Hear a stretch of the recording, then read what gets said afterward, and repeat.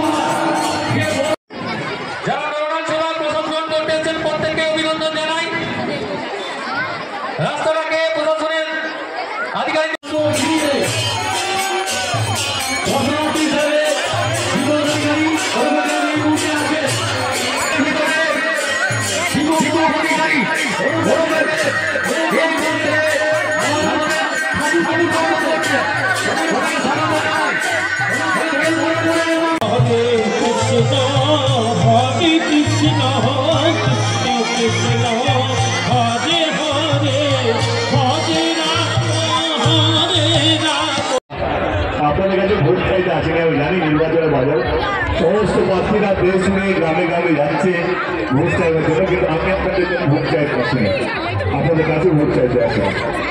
আমি এসেছি আপনাদের গ্রামে, আপনাদের এই অঞ্চলে আপনাদের আশীর্বাদ চাইতে। আপনারা আছেন তো? আশীর্বাদ করবেন তো? কারণ আমার বিশ্বাস এটা কি 10 বছর ধরে এই একই কথা বিশ্বাস করি, যে যার উপরে মানুষের আশীর্বাদ থাকে, যার উপরে আপনাদের আশীর্বাদ থাকবে, সে কোনোদিনও হারতে পারে না। তো সেই জন্য আমি জানি আপনাদের আশীর্বাদ থাকলে আমি চোখ বন্ধ করে জিতে যাবো। তো আরেকবার জিজ্ঞেস করছি, আপনারা অসংখ্য ধন্যবাদ, আপনারা এখানে এসছেন, অনেকক্ষণ ধরে অপেক্ষা করছেন না? তার রাস্তায় লোকে ছিল, সব জায়গায় নামতে নামতে মন্দিরের পুজো দিকে মানে সময়টা কেটে গেল। আবার খাওয়া থাকে, প্রচুর গরম আজকে, তার সত্ত্বেও আপনারা এসছেন এখানে আমাকে আশীর্বাদ করার জন্য। আজকে গ্রামের কোনো ফুল নেই না, সব এই মঞ্চে।